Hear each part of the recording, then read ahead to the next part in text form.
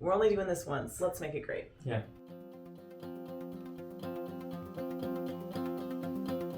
Hi guys, welcome to Hogan Life. I'm Danielle. Welcome. Oh, I already said that. Somehow I'm nervous. This is my husband, Chris. So I've had this idea for a while. I wanted to sit down and just have a talk about marriage. And we just came off of a marriage retreat, which we've been doing for what? Almost 20 years. Like 16. 18. We've been teaching at this marriage retreat for like 16 years. Yeah. And we've been going for 18. That was kind of motivation in itself for us to sit down and just talk about marriage. This is unscripted. We're just going to share some of the tools that we use in our own marriage. And I hope it helps you. All right, so Chris and I have been married 20 years. We have 7 children. I am a stay-at-home mom and I homeschool our children. We are in every way a team, right? Go team. And so what do you think, babe, are some of the things that we have utilized in our own marriage that have helped us throughout the years? Commitment to God, number 1. Yeah.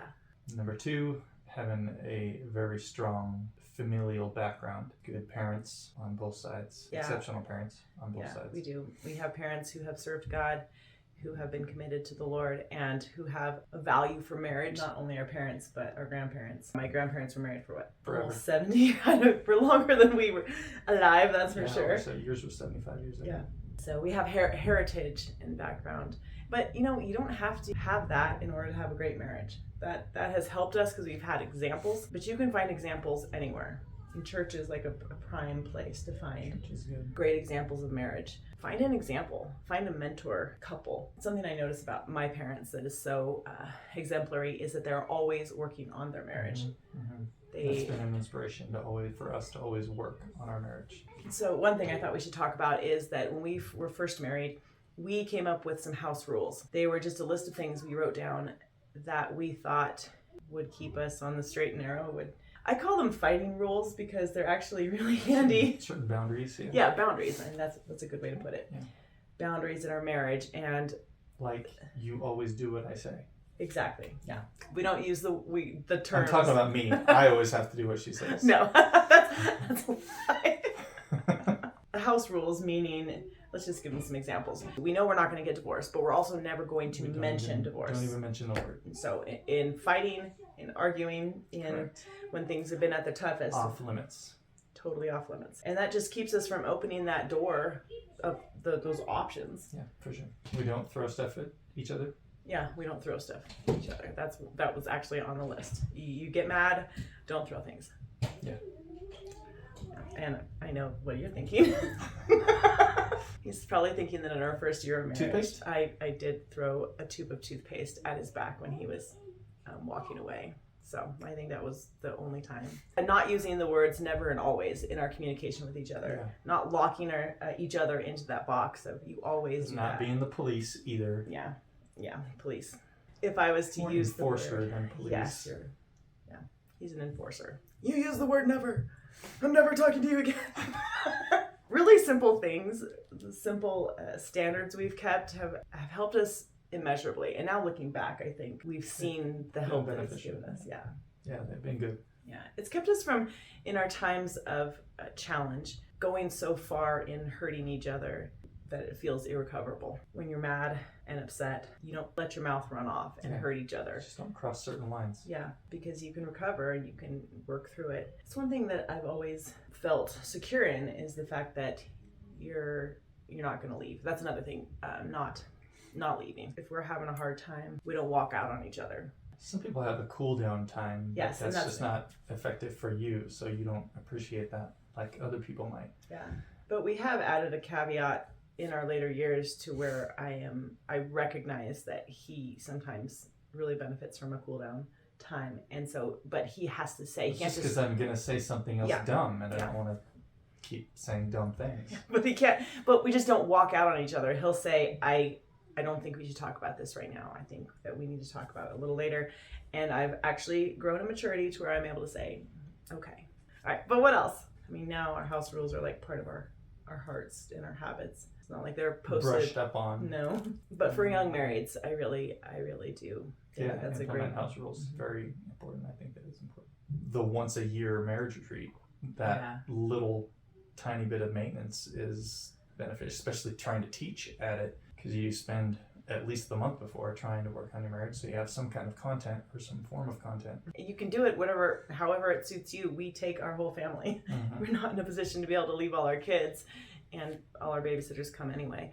What works for you? Just having something where you have like a dedicated time where you're spending time together and time working on your marriage. You don't Still making it a priority, because there will always be a but or something, something that causes you to think that you can't make it happen, but you always can. You can make it a priority. You do anything that's important to you. You really can. And marriage should be top priority. I mean, it really matters to your kids. Oh yeah. That's not even mentioning the kids side of it. Just the relational side is super beneficial or very important if you value marriage. You throw the kids in the mix, and then that's next level. My dad always said, and he still says it at the marriage retreat, we're only doing this once. Let's make it great. Yeah, great words to live by. It really is. Not being nitpicky, but just what are things we can implement? Little things. My parents always say, go to bed at the same time together. Make sure you have that time of intimacy where you just... Yeah, that's something we do as well. You're able to talk a little bit. You're able to we do other things. You're able to talk for 2 minutes before he falls asleep. Reading books. We have read books together and or independently. We've done both. Yeah, I actually think reading books together is really fun and valuable. Yeah, we did the whole Lord of the Rings together, which doesn't have to be a marriage book. No, it doesn't. Can actually be just a book that causes you to spend time together. Yeah, and have an adventure together. Lord of the Rings, that was massive. So fun. It was huge. Those books are huge. But we read Around the World in 80 Days. Yeah. We've read Pride and Prejudice. That was I think we read that Scarlet Pimpernel too. Yeah. You don't want to work on your marriage just because you need work on your marriage. You work on your marriage because it's worth investing in, even if it's not rough in any way. Yeah. Work on it. Well, it's actually one of the probably more important things to do is work on things when they're good, because it's easier to spend time together when things are good than it is to try to work on your marriage when things aren't so good. And everything's very a fight. strained. Yeah. And try to laugh. We went through a period where we noticed things were just getting really intense and stressful. And it was a stressful time. It just felt like we had about 5 years in. Yeah. We had too many kids, and we only had 2. I mean, we have way more now, and it feels easier than it was then. It's true. But I remember just talking about how we needed to laugh, and it's like, I don't know how.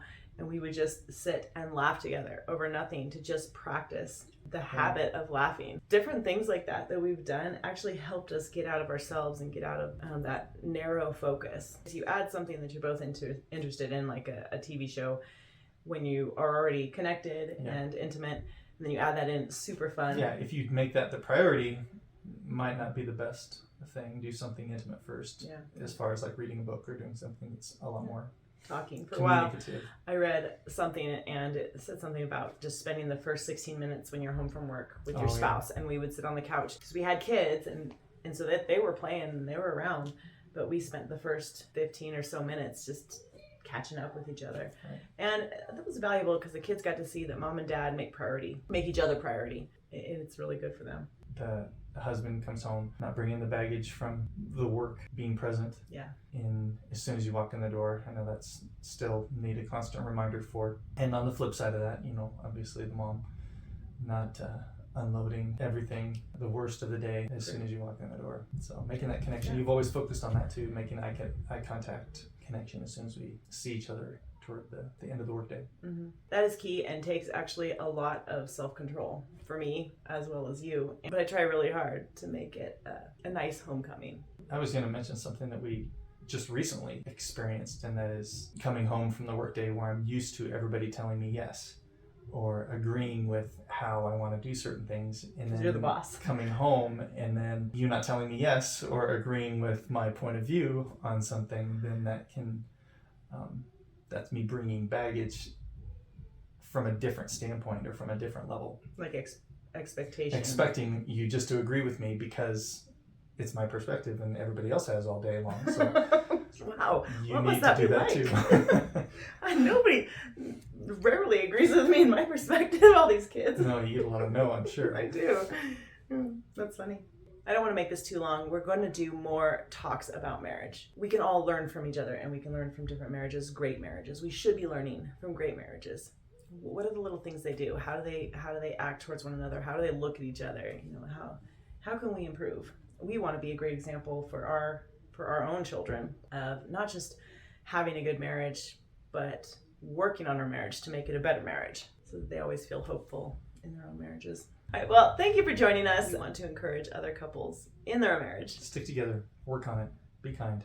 Yeah, be kind. Be kind. I think there's a shortage of kindness in the world. Sometimes people don't get a lot of kindness. And that's something you can always give to each other. So we tell our kids to be all the time. All the time. We might as well be as well. We're broken records. Yeah. Be kind. Be kind. All right, on that note, thank you for joining us, and I will see you next time. Remember, no one can mom your kids like you. Come here, babe. Thank you. Appreciate it.